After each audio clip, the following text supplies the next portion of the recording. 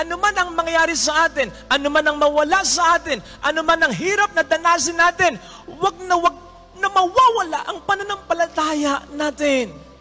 May expression sa Ingles na, desperate times call for desperate measures. Ang ibig sabihin nun, nag-employ ka, gumagawa ka ng mga extreme na hakbang or actions which you don't normally do, pero ginagawa mo, napipilitan ka nang gawin because of desperation. Halimbawa po, sa ating ibanghelyong napakinggan, tampok ang 2 tauhan na under desperate times. And so, did some desperate measures. Unahin po natin, yung babaeng dinurugo ng 12 years na, akalain mo yun? Sinabi sa detalye, marami na ang nagasta niya. In fact, naubos na ang kanyang pera sa kapapagamot, pero walang doktor ang nakapagpabuti, kundi pa lumala pa sa sakit niya. Kaya ginawa niya ang hindi niya dapat gawin. Sa pananaw ng mga Hudyo at sa pananaw niya, marumi siya. Katulad ng isang taong ketongin, obligado siyang sumigaw, marumi, marumi. Iabiso sa mga tao, huwag kayong lalapit sa akin. Inaagasan ako ng dugo, marumi ako. Obligasyon niya yon. Pero hindi niya ginawa. Ang ginawa niya, nakipagsiksikan pa siya. Kasi nga, ayaw niyang magkagulo ang madla. Gusto niyang makalapit kay Jesus nang hindi nito namamalayan. Hinawakan pa niya si Jesus. Mali yon. Kaya pansinin po ninyo. Hinahanap ni Jesus kung sino humipo sa kanya. Tutug, tutug, tutug. Kinakabahan yung babae kasi alam niyang maling-mali yung ginawa niya. Wala eh. Desperate times, desperate measures. Yung opisyal ng sinagoga, si Jairo, opisyal, may katungkulan, hindi mo expect na magpapatira pa siya sa paanan ni Jesus. Sigurado ko, nang magpatira pa siya, maraming nagulat. Baka nga, videohan nyo, picturean nyo, isumbong natin sa mga kasama nito. Hindi niya dapat ginawa yan. Pero ginawa niya. Bakit? Nag-aagaw buhay ang anak niya. Desperate times, desperate measures. Nevertheless, mga kapatid, wag po nating isiping ang lahat ng actions ng dalawang ito ay totally out of desperation lang. No! May pananampalataya dito. At ito ang pagninilayan natin sa puntong ito. How do we know? Anong sabi ni Jesus sa babae? Pinagaling ka ng pananampalataya mo. Anong sabi ni Jesus doon kay Jairo? Don't be afraid. Have faith.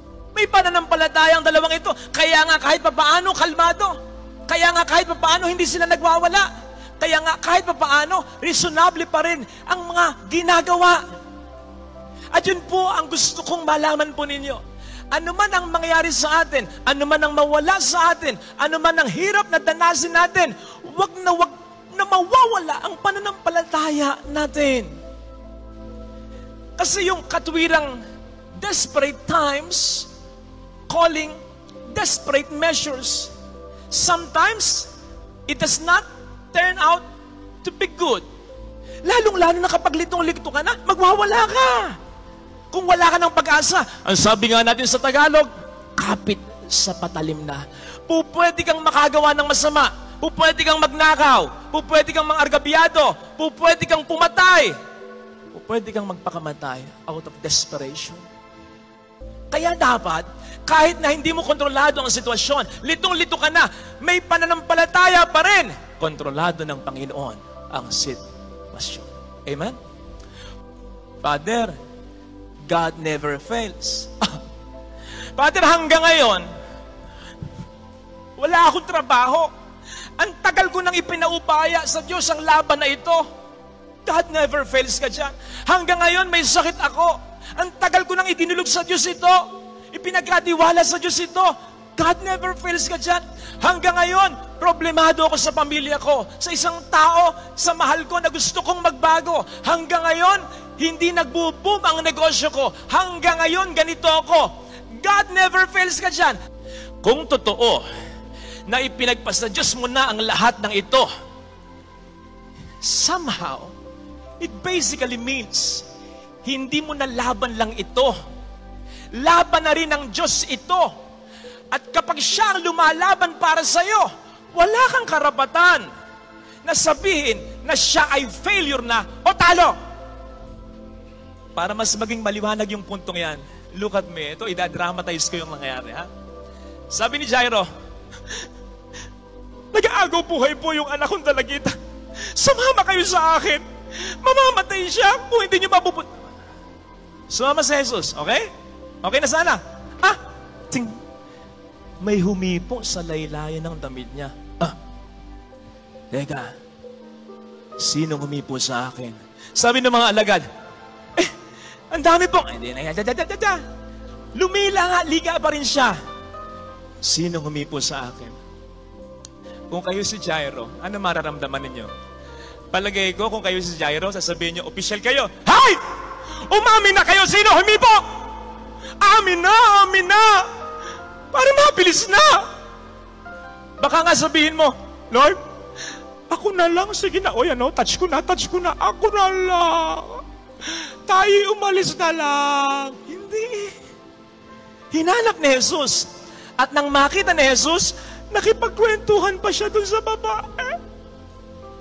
Kaya nga nalaman yung detalye. Kung ikaw si Jairo, ano mararamdaman mo? It's a matter of life and death. Mamamatay ang anak mo. Si Kristo, nagkukunta pa doon sa bahay. And then came the bad news. Boss, patay na ang anak niyo. Kung ako yon, baka sabihin ko sa Panginoon, hindi ka sumama sa akin. Dami mo pang ginawa. Nag-delay ka pa. Patay na yung anak ko. Kung ako yun, sabihin ka, kalmado lang siya. Bakit? Bakit hindi siya nag-hysterical? May pananampalataya siya. That kept him reasonable.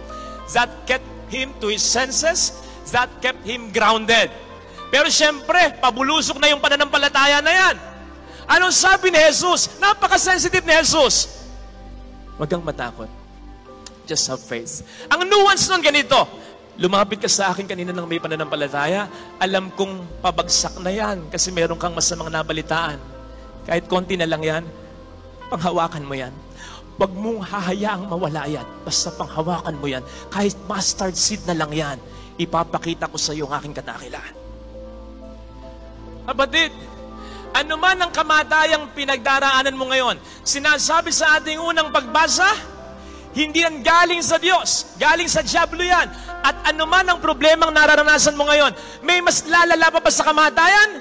Wala na. Kaya nga sinasabi natin habang may buhay may pag-asa, kapag patay na, wala na. Ang sinasabi ng Panginoon, hindi sa akin galing ang kamatayan. Ngayon, kahit hindi sa akin galing yan, gagawan ko yan ng paraan. Hindi yan ang huli. Ang kalooban ko sa inyo, magpatuloy. May buhay na walang hanggan. Kaya, literally and figuratively, may pagpapatuloy ng laban. Ano mang problema ang nararanasan mo ngayon na parang sa'yo nagpapastop o pumapatay, hindi yan ang katapusan.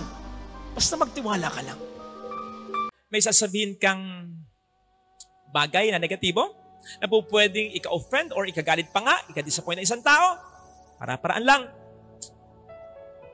Unahan mo muna ng magaganda. Alam mo, sipag ka naman eh. Alam mo, nakikita ko mataas ang pangarap mo. Alam mo, nakikita ko mabait ka naman. Pero ganito. At saka mo isa-kasak yung negatibo. Yun. Mahirap man. May paraan naman para dumali. Kahit pa paano lang. Sinabi ko po ito sapagkat napakahirap nitong pinagagawa sa atin ni Kristo sa Ebanghelyo. Magpatawad daw tayo, hindi lang makaisa, kundi 70 ulit pa nito. Yun nga isang beses, hirap na tayo eh.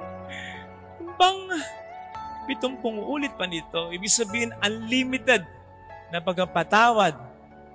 Ito. Pero, hindi naman po sinasabi dito na paabuso na lamang tayo, ha? Hindi naman po pwedeng inutangan ka na ng kung ilang beses ng malaking halaga, nasubukan mo, hindi talaga nagbabayad, ay, kapal ng face. O utangin mo pa rin. Hindi na yata tama yun. Ginagawa kang tanga. Inaakala na hindi mo pa alam yung mga pangit na At hindi magandang ginagawa niya. Ang hindi mo alam, nagpe-pretend ka lamang. Kaya ang tanga talaga ay siya. Ilang beses ka nang niloko. Well, nasa sa'yo kung ang relasyon mo sa taong ito ay pagpapatuloy mo pa. Pero pwede namang, hindi na.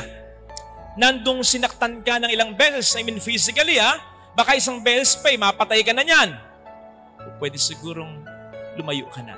So, case-to-case basis ito May mga pagkakataon na pwede mong patawarin yung tao, pero yung dealing mo with this person, yung business mo with this person, ay pwedeng hanggang doon na lang. Consequently, hindi naman sinasabi na all of a sudden, we forget everything. Forgive and forget. Sabi nga sa atin, hindi po pwede yun Lalong-lalo na kung yung pain ay talagang nanuot sa puso natin. Mahirap yun. Kaya naman, para sa akin, isa sa mga interpretasyon ko sa sinasabi ng ating Panginoon na 70 ulit pa nito, sa araw-araw, you struggle intentionally, deliberately, na mapatawad yung tao. Of course, kasama dito yung ipagdasal mo siya. Kasi, mas luluwag yung loob mo. Mas lalambot yung puso mo kapag pinagdarasal mo sa Diyos yung nakasakit sa iyo. Because in a way, sinasabi mo rin sa Panginoon, Lord, ikaw na po ang bahala sa kanya. Hindi na ako maghihigante. Ikaw na po ang bahala upang magising siya at makonsensya siya sa napakasakit na bagay na sa akin ay ginawa niya. So, the Lord is willing to wait. Basta nandun yung deliberate, and as I said, intentional. Pipilitin mo talaga yung sarili mo. Kasi hindi natural ito. Hindi natural sa tao yung patawad I mean, hindi madali. Mas madali yung gumante o magtanim ng galit. Mas ang mahalaga, pilitin mo. Pilitin, kasi nga, mahirap. Pero katulad ng sabi ko sa intro, may paraan naman, kahit pa paano. Bukod sa mga grasya ng Diyos na ibibigay sa atin, nagbigay siya ng isang paraan sa Ebanghelyo. At ito ay yung makita natin, ma-appreciate natin, matanggap natin, maangkin natin ang katotohanan na kumpara sa sakit na naibigay sa atin ng tao. Mas masakit ang naibigay at naibibigay natin kay Kristo. Pero sa kabila nito ay pinapatawad pa rin na tayo. Sige nga, ikaw ba nakaladkad ka sa courtyard?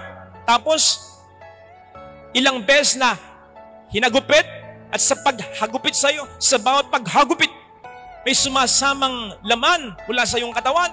Kaya sobrang sakit. Ikaw ba, pilit kang pinutungan ng koronang tinik sa ulo? Kaya sobrang nagdugo ang ulo mo?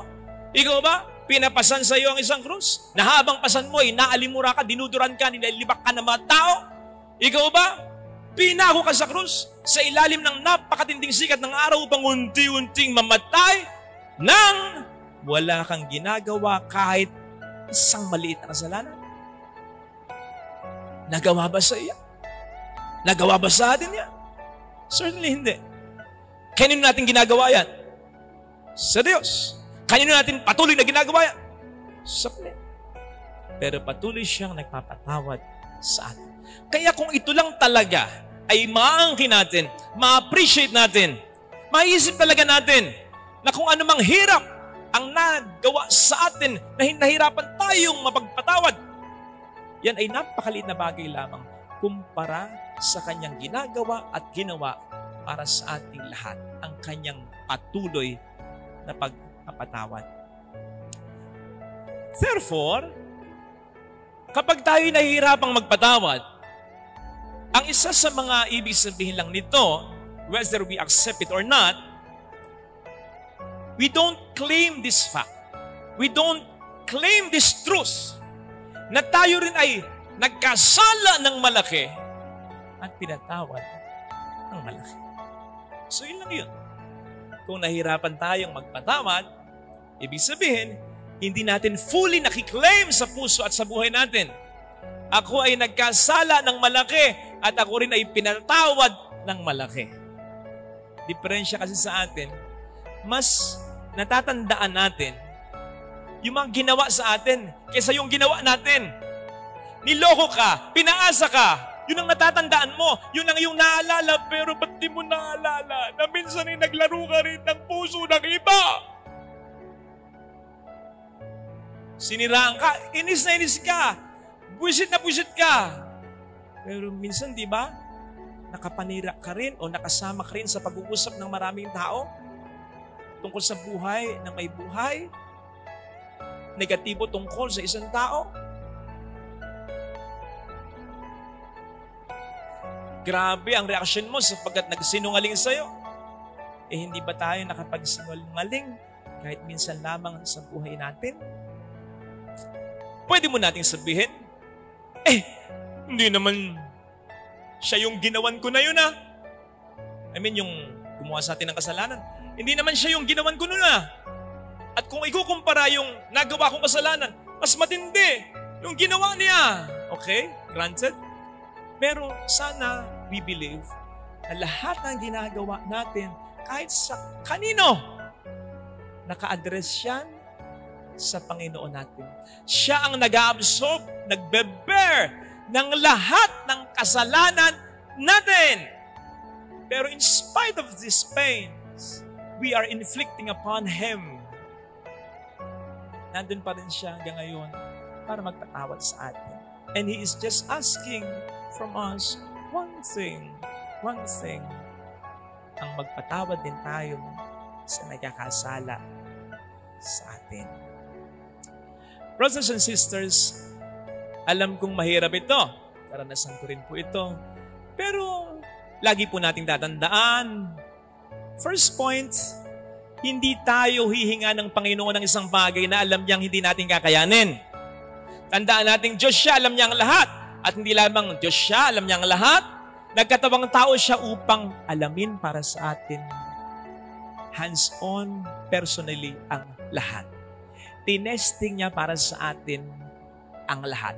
Alam na niya ang ating kakayanan, tinesting pa niya sa kanyang sarili, sa kanyang pagkakatawang tao, kung talagang ating makakayanan bilang tao.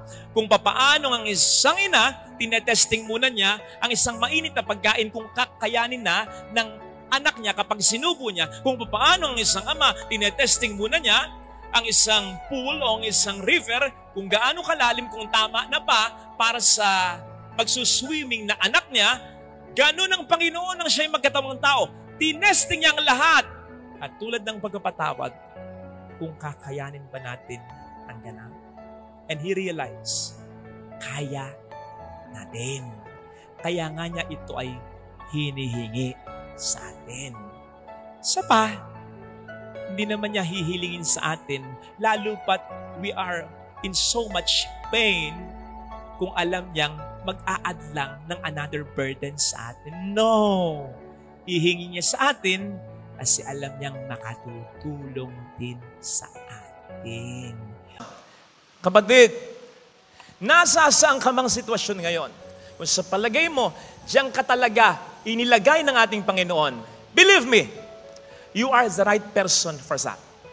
Huwag kang makikinig sa diablo na nagsasabi sa iyo, either diretso o sa budhi mo, di mo kaya. Hindi ito para sa iyo. Wala nang mangyayaring maganda. Sapagkat, to tell you frankly, sinungaling siya. Ang nakikita niya, may mangyayari pang maganda. Ang nakikita niya, kaya mo talaga.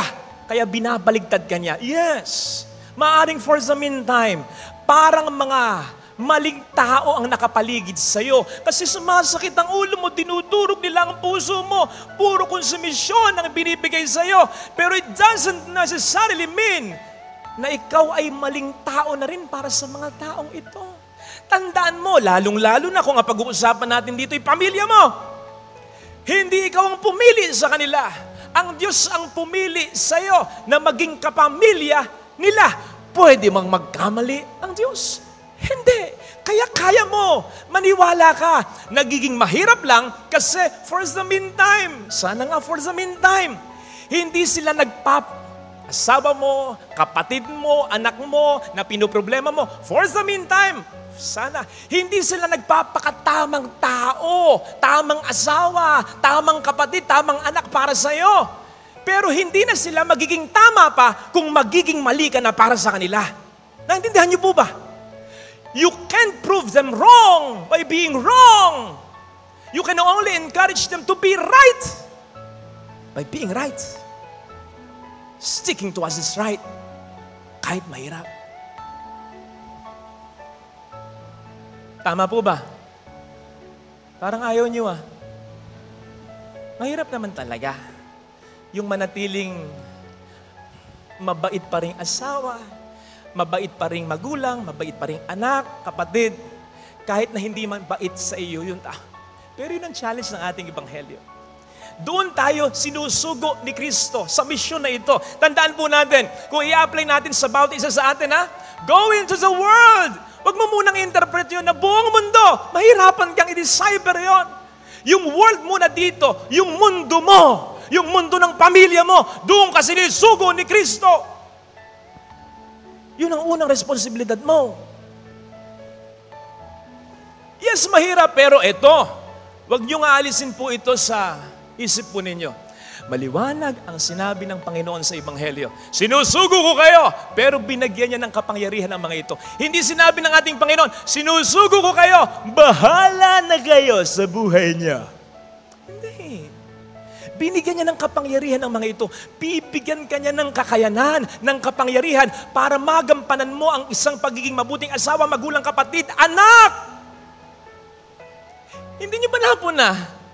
Ang daming instructions. Ito sasabihin ninyo. Ito ang gagawin ninyo. Ito pati bibit-bitin.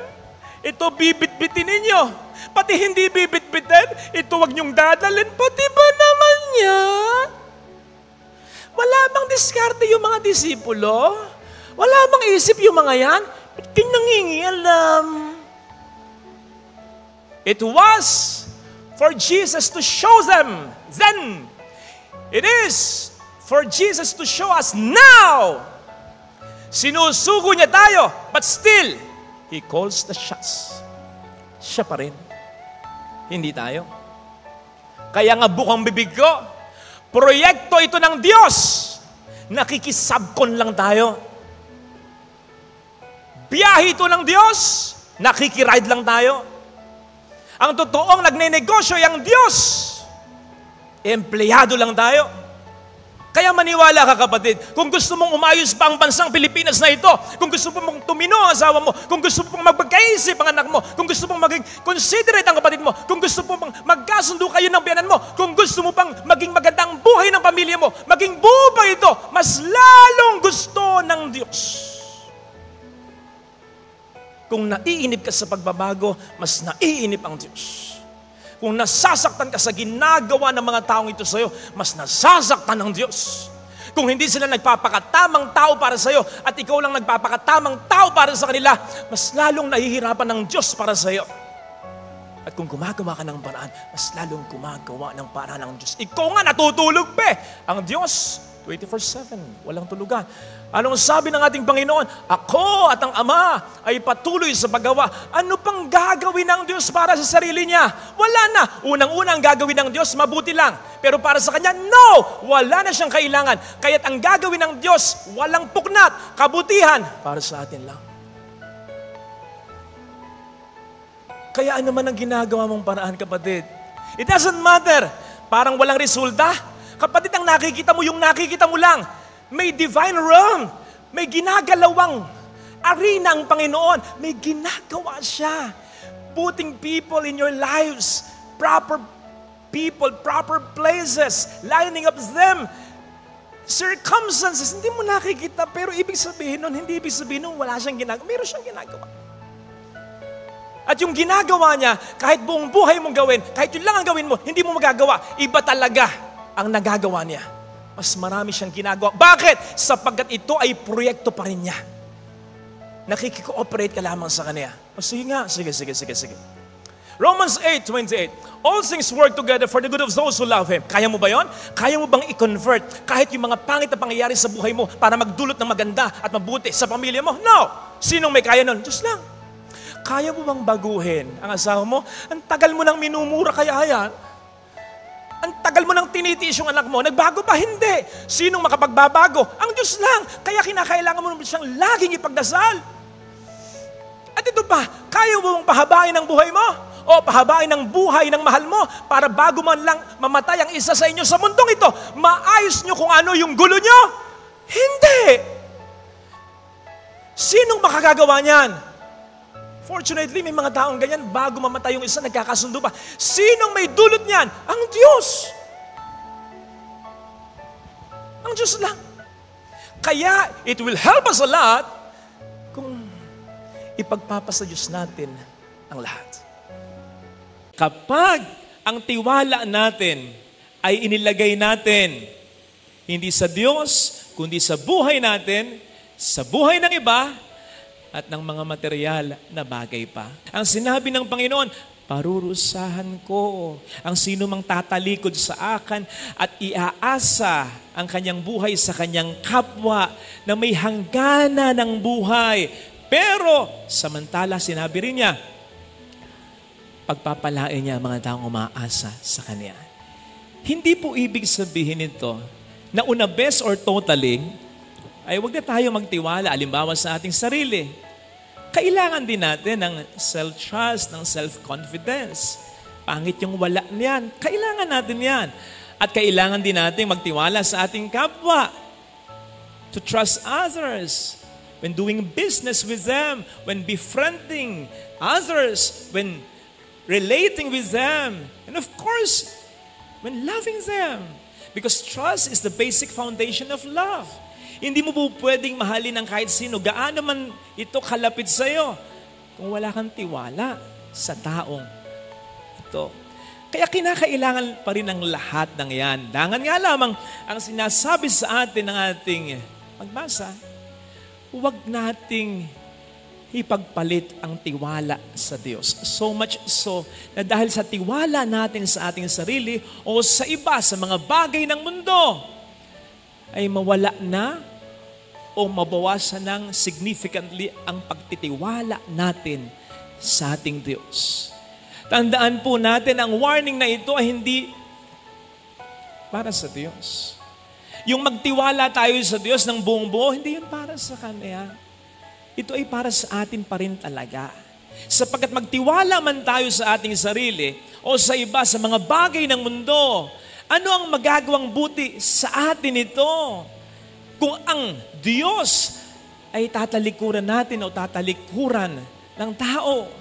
Tandaan po natin, sinabi sa ating unang pagbasa, may hangganan ang buhay. Ang buhay ng kahit sino. Which means, ganun din ang kanyang kakayanan. Sabi nga natin, we can only do much. But not God.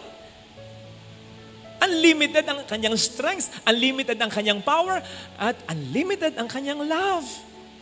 Ang hindi natin kayang gawin, kaya niyang gawin para sa atin. Ang hindi natin kayang makuha, kaya niyang ibigay sa atin. Ang hindi sa atin kaya at pwedeng iparanas ng kahit sino, ng kahit ano, pwedeng iparanas sa atin ng Diyos. At higit pa dito. Kaya nga, sinasabi sa ating unang pagbasa, ang taong nagtitiwala sa kanyang sarili o sa tao o sa mundo ay maitutulad sa isang halaman na tinanim sa disyerto. Sa lupang tiga, tutubo pa rin naman at tutubo kahit paano ang halaman na yan, pero mamamatay din yan. Kung tumubo man, hindi mamumunga. Kung mamunga man, hindi sagana. Bakit? Limitado ang sustansya. Yaan ang taong nagtitiwala sa tao, sa mundo. Pero yung taong nagtitiwala sa Diyos, matutulad sa isang halaman, sa isang puno na nakatanim sa gilid ng batisan. Dumating man ang tagtuyot o tag-init, hindi nababuzzer yung puno na yan. Bakit? Matatag pa rin yan, maganda pa rin ang mga bunga niyan, sagana pa rin ang bubungan niyan. Bakit? Dahil unlimited ang sustansya niyan. Kaya nga kapag buong-buo ang pagtitiwala natin sa Diyos, laging may sagot sa anumang tanong, laging may lusot sa anumang gusot, laging may bagong pagkakataon kahit in the face of any hopeless situation, sapagkat hindi nauubusan ng solusyon at paraan ng Panginoon. Hindi nga ba't meron tayong biro kung minsan patungkol sa isang taong mayaman Mauubusan yung bangko, pero hindi yan. Galing, sobrang sigurong yaman nun. Makilala yata sana para makapagtulong sa pagpapagawa ng ating simbahan. Pero biro lang talaga yun. Kasi hindi po pwede mong i-apply sa kahit sino yun. Kahit pa sa maraming perang bangko sa buong mundo. Mauubusan at mauubusan yan. Mauubusan na mauubusan. Kaya biro lang talaga yan. Pero kanino hindi po pwedeng maging biro yan? Sa Diyos. Ang Diyos kasi ay hindi mauubusan lang lahat ng mga bagay, pati paraan ng ating kinakailangan para sa ating kabutihan. Kaya trust God and not man. Let me end with this. Ang sabi kasi ng Ukrainian president ay sa Russia ito. Kasi nga, binobomba na talaga sila ng walang patid eh. You can destroy our Ukrainian church and cathedrals, but not our strong faith in Ukraine and in God. And that makes Ukraine even more dangerous. Ulitin natin, sabi niya sa Russia, you can destroy our Ukrainian church and cathedral, but not our faith in Ukraine and belief in God. Again, that makes them even more dangerous. Bakit? Kahit pa hindi sila fully tulungan ng NATO, maging ng Amerika, na nangako talagang ipagtatanggol sila. Kahit sila lang, kahit pa unti-unti nang nauubos ang armas nila, kahit pa unti-unti, last man standing lang yung president, hindi susuko yan. Bakit? Sapagkat umaasa sila hindi sa tao, kundi sa Diyos. Ang umaasa sa Diyos at hindi sa tao, hindi pababayaan ng Diyos. Yes! Pwedeng definitely ay masakop ng Russia ang Ukraine, pwedeng lahat ng nandiyan ay mga matay, pero hindi ibig sabihin nagtagumpay ang Russia. Hindi ibig sabihin nagtagumpay ang Russia. Siguradong gagawa ang Diyos ng paraan upang sa kabila ng mga pangit na nangyari o mangyayari ay may maganda pa rin mangyayari sa uli sapagkat hindi pababayaan ng Diyos ang mga taong nagtitiwala sa kanila, sa Kanya totally. Ma-segue natin sa ating gospel reading. Hindi napunta yung mahirap na tatad ng sugat sa langit dahil sa siya'y mahirap at tatad lang ng sugat. Hindi. Hindi siya napunta ng langit dahil lang doon. Hindi automatic yon. Napunta siya ng langit sapagkat sa kabila ng kanyang hirap at mga sugat-sugat, hindi siya gumawa ng mali. Hindi niya pinagtangkaan yung mayaman, hindi niya ninakawan yung mayaman, andun lang siya, bahala yung mayaman kung bibigyan siya. Hindi niya naisip patungkol sa mayaman, ang sungit-sungit mo, bahala na ang Diyos sa'yo. Parusahan ka sana, makarma ka sana. Yes. Yun ang dahilan kung bakit siya napunta ng langit. Hindi dahil siya'y mahirap. Hindi dahil siya'y tagtad ng sugat. Napunta siya ng langit sapagkat sa kabila ng kanyang paghihirap, hindi siya gumawa ng masama. Bakit? Sino ang taong makagagawa nun? Ang taong ang trust ay nasa Panginoon. Ito sana ang hilingin nating biyaya sa banal na pagdiriwang ngayon. Madali kasi mag-declare, God is God, He is King, when everything is okay sa buhay natin. Pero paano kapag hindi na? Kung mayroon ka ng malaking problema, ang sakit ay malala na, nalugi na, ang trabaho nawala na, may hinihingi ka, hindi mo makuha, tapos para bang ang nangyayari ay kabaligtaran pa. Hindi kaya katulad ng mga tao dati na ang dare kay Jesus ay, kung talagang ikaw ang Mesiyas, iligtas mo ang iyong sarili. Umalis ka sa krus na yan. Ganun din ang banat natin kapag ganyan. Kung talagang ikaw ay hari, iligtas mo kami sa aming krus upang ikaw ay paniwalaan namin. E baka kung ang reaksyon din ng ating Panginoong Yesus ay tulad din ng dati, tahimik lang, hindi kumibo, ano pa man, baka hindi na rin natin siya paniwalaan na hari magpakailanman. Huwag naman. 1 Thessalonians 5 verse 17. Ang sabi doon, pray without ceasing. Sabi ni St. Paul, huwag kang titigil sa pagdarasal. Bakit? Para kumilos ang Diyos? Minsan na-imagine natin yun eh. Minsan, nare-reflect natin yon na kinakailangan natin yung mag-pray without ceasing upang ang Diyos ay kumilos in favor sa atin. Kahit naman hindi tayo magdasal, ang Diyos ay kikilos. Ako at ang Ama ay patuloy sa paggawa. Sabi yan ng Panginoon, ano pang gagawin niya kundi para sa putihan natin? Bakit tayo mag-pray without ceasing? Upang ang Diyos ay manalo sa demonyo sa pakikipaglaban para sa atin? Kahit di tayo magdasal, ang Diyos ay mananalo para sa kabutihan natin. And so yung praying without ceasing na yan, hindi para sa Diyos, kundi para sa atin yan. Ang sinasabi ni St. Paul dyan, do not stop believing. Kapit lang, laban lang, dasal lang, sapagkat ang Diyos ay may ginagawang paraan. May ginagawa siyang paraan in the first place upang iiwas ka sa problemang yan. May ginagawa siyang paraan upang malampasan mo yan. May ginagawa siyang paraan upang magdulot pa rin sa iyo ng kabutihan, maging ang problemang yan. And so He is there before, during, and even after your problems, for He is Lord and King. In every time, in every way, in everywhere, in every matter of your life. Ang sabi sa ating second reading, I am the Alpha and the Omega, ang simula at katapusan ng lahat. Sakop niya ang lahat sa buhay mo. Walang mangyayari sa buhay mo na hindi conscious o hindi aware ang Panginoon dito. Ang sabi niya, yung paglagpak ng maya, anumang mayang nawawala ngayon, anumang mayang namamatay ngayon, alam niya, maging ang mga buhok mo, yung bilang alam niya. Alam niya ang pinagdaraan mo, alam niya ang problema mo, pati ang mga pangit na nangyayari sa buhay mo at sa pamilya mo. Kung ito ay sakop niya, hindi kaya siya gagawa ng paraan upang ito ay mapaganda at maayos pa.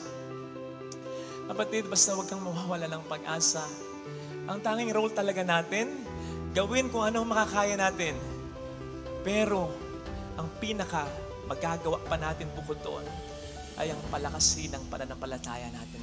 Sapagkat yun ang mas mag-encourage sa Panginoon natin na lumaban para sa atin. Ito sana hilingin nating biyaya sa banal na pagdiriwang na ito. Jesus is King, even in the midst of our suffering. Ilagay natin.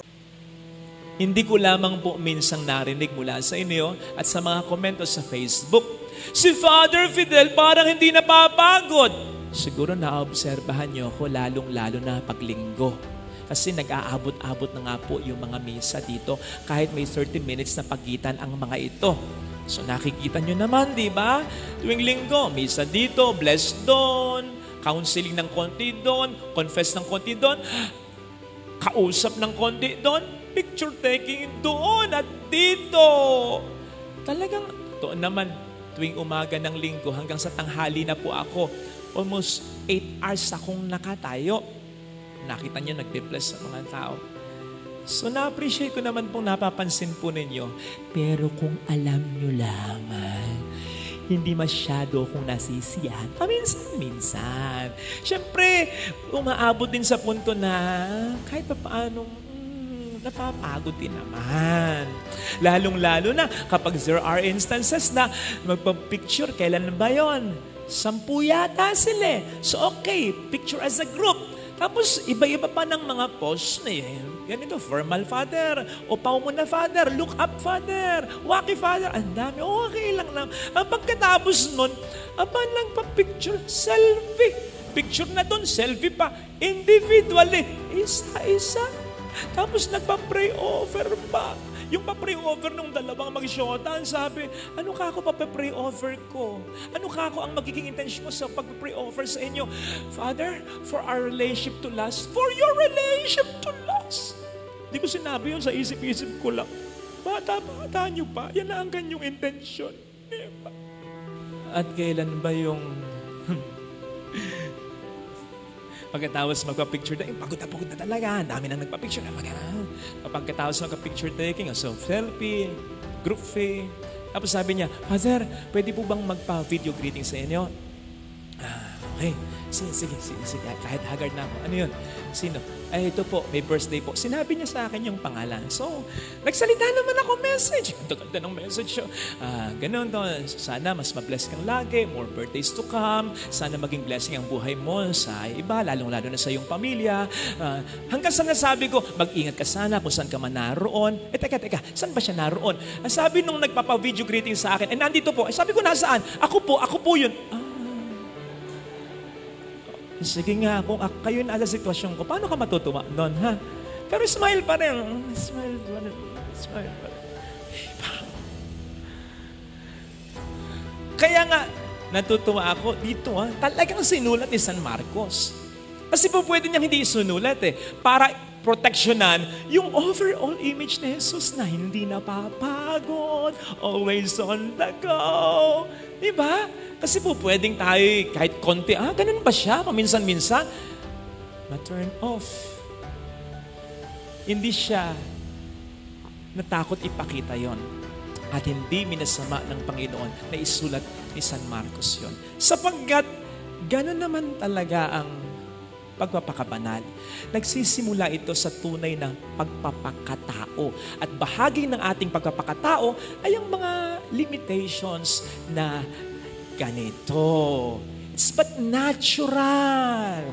Ang importante, sa tulong ng Panginoon, gagawa din tayo ng paraan upang mabago ang mga yan. Kaya nga sa ating ebanghelyo, nakita po naman ninyo ang ating Panginoon. Bagamat ipinakita niya yon, ang lahat ay hindi nagtapos doon. Di ba? Tinulungan pa rin niya. In-entertain pa rin niya yung babae. Nagbigay pa rin siya ng himala para doon sa anak ng babae.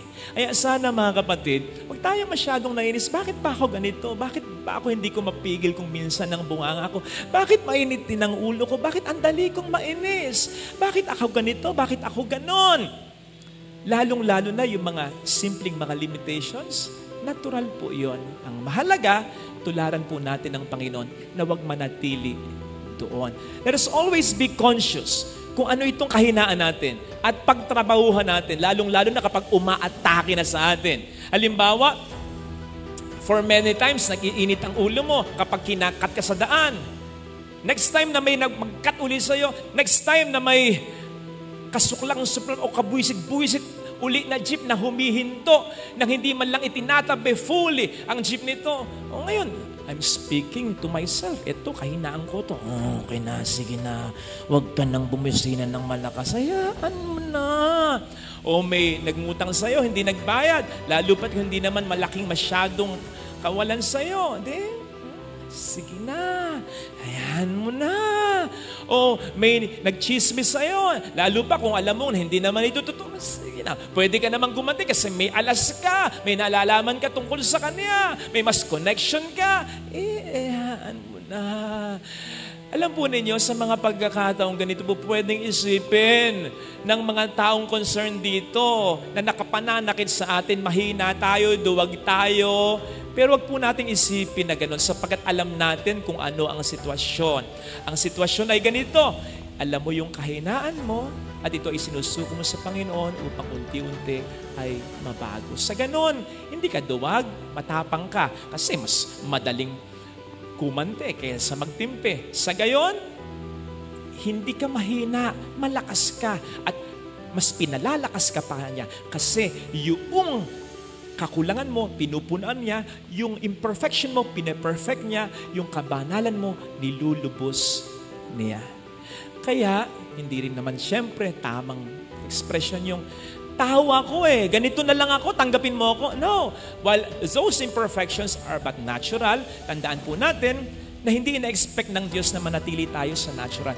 In fact, He expects us to live a supernatural way of life. Kaya nga, sabi ng Panginoon sa atin, be perfect as your heavenly Father is perfect. So mga kapatid, ito po sanang ipagdasal nating biyaya sa ating banal na pagdiriwang. Huwag tayong matakot aminin, ito ang kahinaan ko. Upang sa tulong ng Panginoon, unti-unti, kahit unti-unti lang, ay mawala na ito. Hilingin po natin ang biyayang ito, and I'm sure, paunlakan tayo ng Panginoon. Bukod pa sa mga hinihiling natin, baka ito ang kanyang unahin sapagkat ang pinakauna na gusto niyang mangyari sa atin, tayo'y matulad sa Kanya, tayo makasama niya balang araw sa kalangitan. Ito sana hilingin nating biyaya sa banal na Ebanghelyo. Narinig po natin kung paano pinagaling ni Kristo ang isang ketongin. Sa kultura ng mga Hudyo, magpinsang buo ang karamdaman at kasalanan. Kaya mayroong kang karamdaman ay sapagkat mayroong ang kasalanan ng iyong mga magulang. Sa diwang yan, kung tututuhanin natin yan, sapagkat yun naman ang kultura na kanilang ginagalawan, na ibig sabihin lamang ng pagpapagaling ni Kristo sa ating narinig na Ebanghelyo, hindi inalintana ni Kristo either ang kanyang kasalanan o ang nagawang kasalanan ng kanyang mga magulang para ipagkait sa kanya ang kagalingan. Hindi sinabi ng ating Panginoong Jesucristo, teka, ba't kita papagalingin? May makasalanan ka, di ba?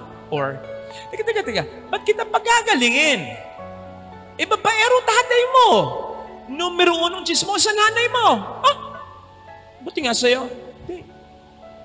Christ did not even think of that.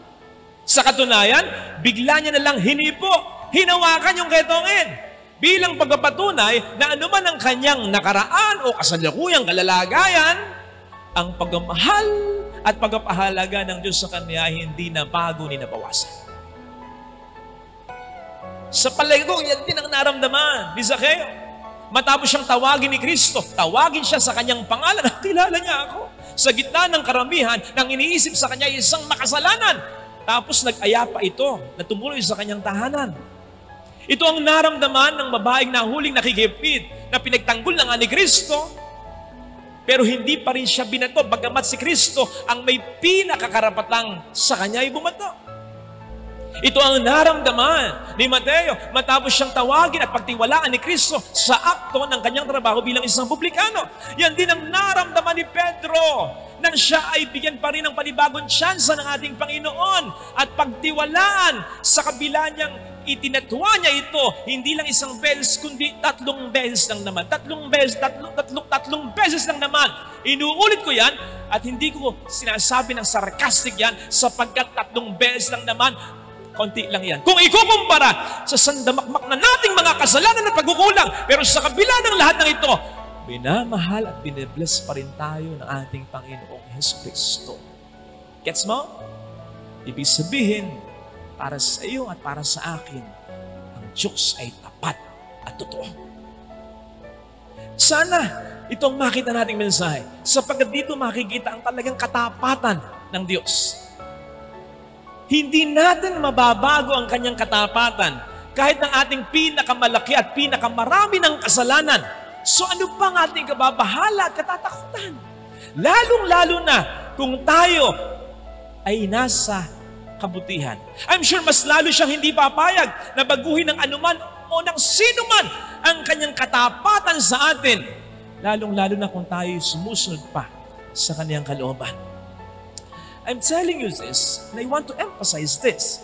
Kasi, sa totoo lang, kapag may nagkukumpisal, halimbawa kanina, o may nagka-counseling, nahihirapan ako sa mga taong, siya naman ang nasa tama, siya naman ang nasa mabuti, siya nga ang ginawa ng kasalanan, pero siya pa ang parang gustong mag-give up ng gano'n na lang. Don't get me wrong, I understand the hurt, I understand the disappointment, I understand the pain. Pero, let's not let all these things sink in or put us down na parang tayo pa ang may kasalanan. Isigaw mo, iiyak mo, itaig mo, ilabas mo. Pero sa kabila ng lahat ng itong pangibabawin mo sa sarili mo, sa espiritu mo, ang pagiging positibo na may buhay pa pagkatapos ng lahat ng ito, sapagkat hindi naman ikaw ang nagkasala. Kakampi mo si Kristo, tutulungan ka niya to get through all this. Sa taong nagkasala, kapag nagsisisi at nagbabago, ibinabalik ni Kristo ang buhay nito. Ikaw pa kaya na walang ginawang masama? Ikaw pa nga ang ginawa ng masama kung saan nakagagawa ng kasalanan at pagkakamali. Siya ay tapat. How much more sa iyo? Nasa kanya ay tapat. Hindi ikaw ang bumigay. Hindi ikaw ang nag-give up. Hindi ikaw ang nanloko, kundi yung asawa mo. Ikaw ba ang pabayaan niya? Hindi ikaw ang nagswapang kundi yung kapatid mo. Ikaw mo ba ang kalimutan niya? Hindi ikaw yung walang malasakit sa iyong mga magulang. Kahit hirap ka na, hindi mo sila pinababayaan. Ikaw ba ang hindi niya bihiyaan? Hindi ikaw ang nagloko. Hindi ikaw ang nagtraitor. Hindi ikaw sumira sa usapan. Hindi ikaw ang unfaithful. Hindi ikaw ang mali. Ikaw ba ang tiisin niya? Naman. Kaya gusto ko yung tanong o sumamo. Pagsusumamo nung ketongan kay Kristo. Ginoo, kung gusto po ninyo, mapapagaling nyo. Kasi diba ito madalas ang feeling natin kapag tayo nakakaranas ng mga suliranin? Especially kung matagal na tayong in pain. Para bang naisip natin, gusto nga kaya ng Diyos na ako'y kanyang pagalingin? For me to be freed from all my sufferings. At bakit? Ba't natin tatanungin yan?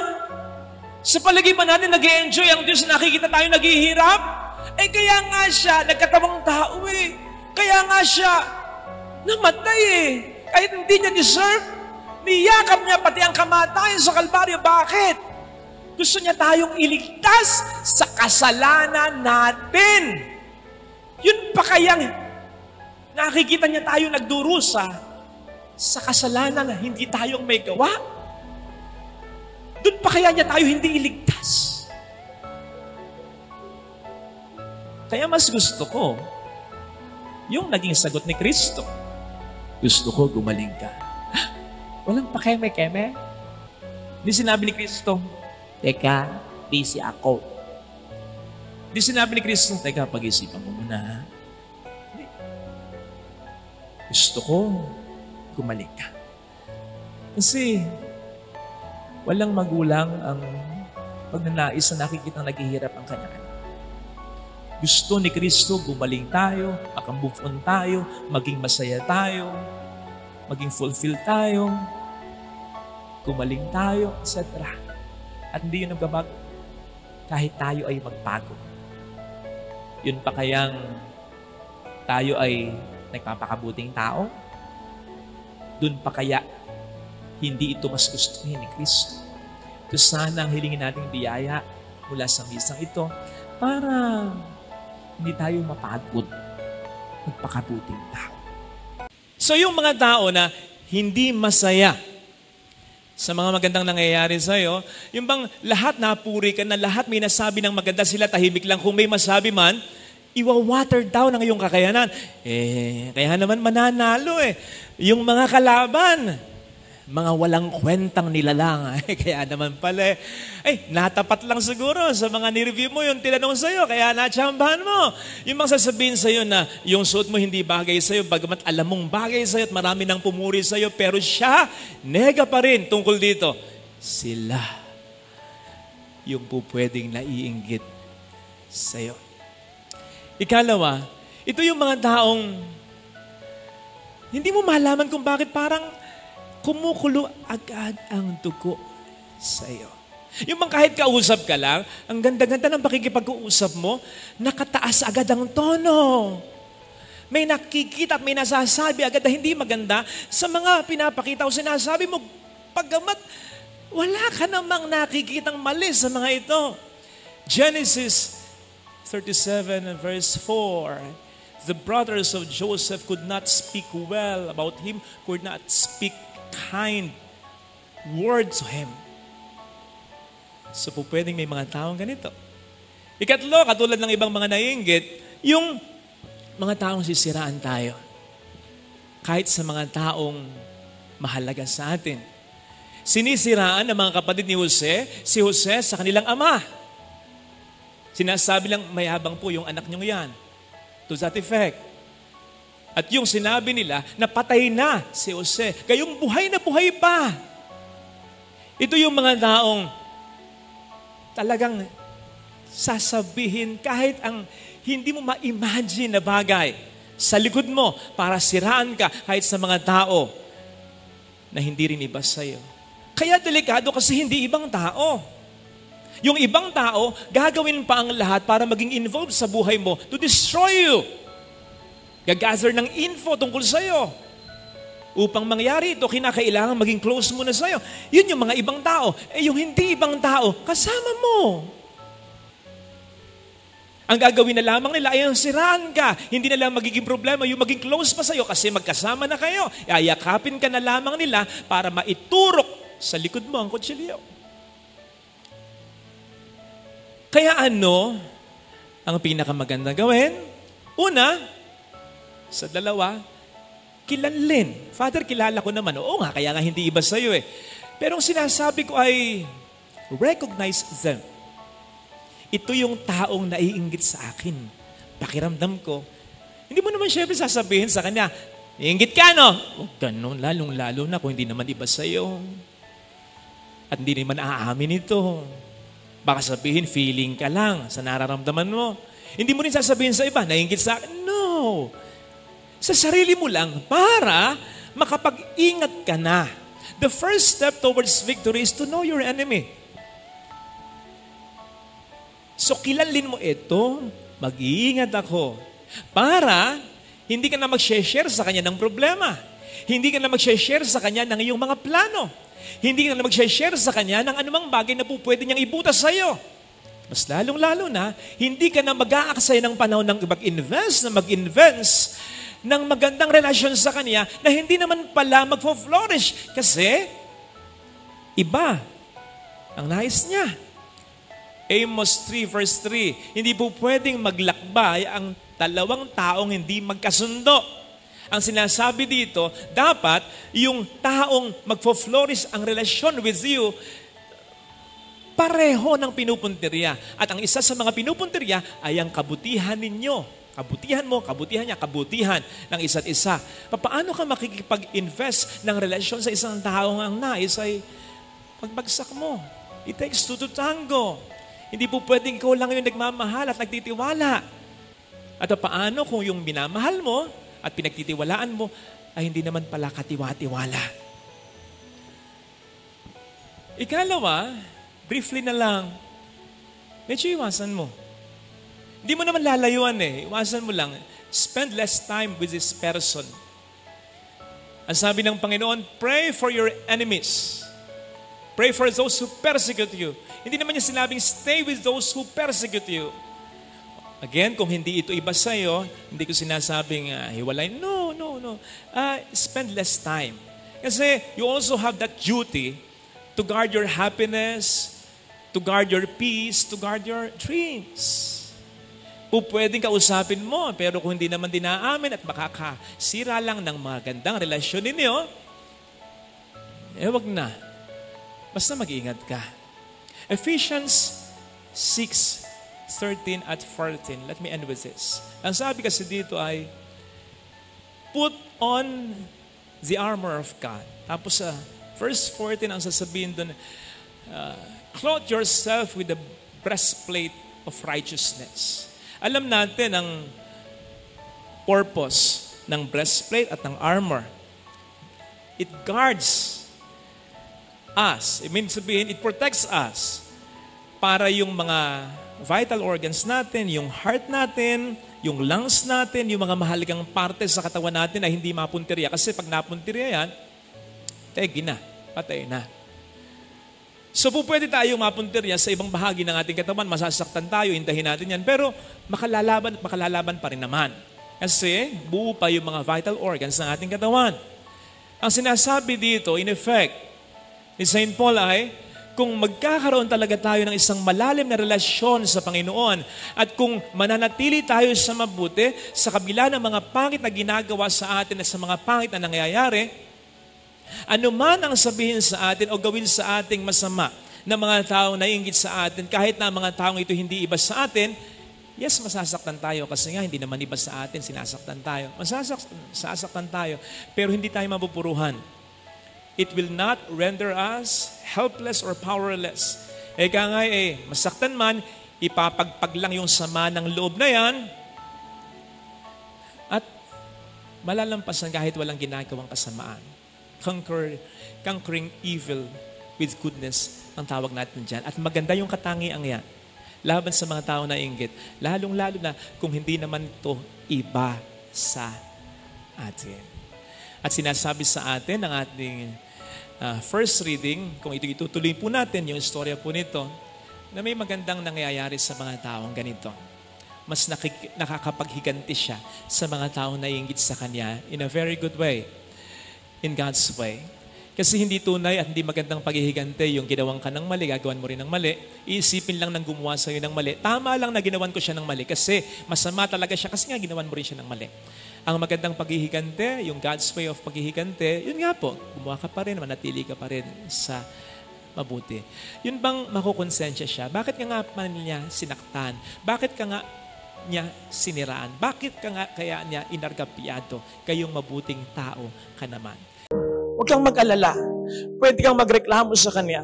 So pwede mong gawin yung sinabi ni Elijah. Habang umiiyak, pagod na pagod, hirap na hirap, sabihin mo sa Panginoon, Panginoon, gusto ko nang mamatay. Kunin mo na ako. Pagod na ako. Parang lagi na lamang ako ang nagdadala ng lahat ng problema ng pamilyang ito. Pwede mong sabihin yan. Kasi makikinggan ka ng Panginoon. Maunawaan ka niya. Pero hindi kanya kukunin pa. Kasi sa pamamagitan mo, may bubuhayin pa siya. Kapatid, kapag breadwinner ka, tandaan mo, buhay ka at patuloy kang binubuhay ng Panginoon, hindi para sa sarili mo lamang, kundi para sa mga taong nangangailangan sa iyo. Pero huwag kang mag-alala. Nandyan lagi ang tulong ng Panginoon. Nandyan lagi ang mga anghel tulad ng mga establishmento na naglalagay pa ng libreng inumin para sa mga riders. Tulad ng mga ibang tao dyan, pag nakikita yung mga nagtitinda ng sampagita ako ng kung sino man dyan o kung ano man dyan, tinitinda, bibilihin ng lahat para ito'y makauwi lang. Tulad ng mga ibang amo dyan na binibigyan ng extra pahinga o extra sweldo, inaabutan ng kahit ano lang ang kanilang mga empleyado na alam nila na matindi ang sakripisyo para sa mga pamilya nito. Kayo ang mga anghel ng mga taong ito. Mabuhay kayo. Kayo ang ipinapadala ng Diyos sa mga taong ito para sabihin sa mga breadwinners na yan, naintindihan ko pinagdaraan mo. Kaya nandito ang mga sitwasyon ng mga tao ito para pagkaanin ang dinadala mo. Siyempre, sabihin natin sa Panginoon, Panginoon, salamat para sa mga anghel na ito. Pero siyempre, isipin mo rin, Lord, sana ang mga anghel na ito ay galing din sa pamilya ko. Sa dahilan kung bakit ako nagsasakripisyo, sana tulungan nila ako, hindi lamang sa pagpapakabuti nila, hindi lamang sa gawa, kundi sa pamamagitan ng salita. Tandaan po natin si Kristo nagbibigay buhay, hindi lamang sa komunyon, kundi sa pamamagitan ng kanyang salita. Kailangan natin ng inspirasyon mula sa mga taong ito sa pamamagitan ng mga salita ng inspirasyon. Salita na minsan sasabihan tayo, napakaswerte ko sapagkat ikaw ang anak ko. Napakapalad ko sapagkat ikaw ang asawa ko. Napakapalad ko sapagkat ikaw ang anak ko. Napakapalad ko sapagkat ikaw ang kapatid ko. Mga salita ba ko minsan ng pag-aalala? Kaya mo pa ba? Baka napapabayaan mo ng sarili mo. At mga salita na kung minsan ay pwedeng pabalat bunga. Tito, kaya mo pa ba? Pandemya, baka hirap ka na. Maghihinto muna ako sa pag-aaral. Anak, hindi mo na ako magpapacheck up. Kasi last week lang nagkagasta ka na. Bakit pabalat bunga? Kasi alam mo naman, na yung breadwinner ay hindi papayag na wala kang makain. Hindi siya papayag na makapaghinto ka sa pag-aaral. Hindi siya papayag na hindi ka makapagpa-check up. Gagawin niya ang lahat para sa'yo. Natatandaan ko dati, narinig ko sa nanay ko. Natutuwa ako kapag linggo na, pag maglulunis na. Kasi uuwi na yung anak ko. Ako. So gusto niya yung Lunes kasi umuwi ako. Pero alam ba ninyo, na kapag alam ng nanay ko na pagod ako, magte-text siya linggo ng gabi. Lunes ng umaga, anak, huwag ka nang umuwi. Magpahinga ka na lang. Ipahinga mo na lang ang araw na ito. Pero alam niya, uuwi pa rin ako. Pabalat bunga pero Malaking bagay. Kasi ibig sabihin nun, concern ka. Ibig sabihin, nararamdaman mo ang pinagdaraanan niya. Ibig sabihin nun, pinapahalagan mo ang ginagawa niya. At hindi yung tanggap na lang ng tanggap dyan, na para bang ang binibigay niya ay hindi mo na nalalasahan. Mahirap abusuhin ng ibang tao. Pero ang pinakamahirap na pang-aabuso ay ang pang-aabuso ng mga taong mula noon hanggang ngayon dahilan ng sakripisyo. Na parang hindi na nakikita ang lahat ng ginagawa mo. At masarap purihin ng ibang tao kapag sasabihin sa atin ng ibang tao, napakapalad ng magulang mo, napakapalad ng kapatid mo, napakapalad. Pero mas maganda at wala nang masasarap pa kapag mismong magmumula, kahit paminsan-minsan lang, sa ating pamilya ang mga salitang ito.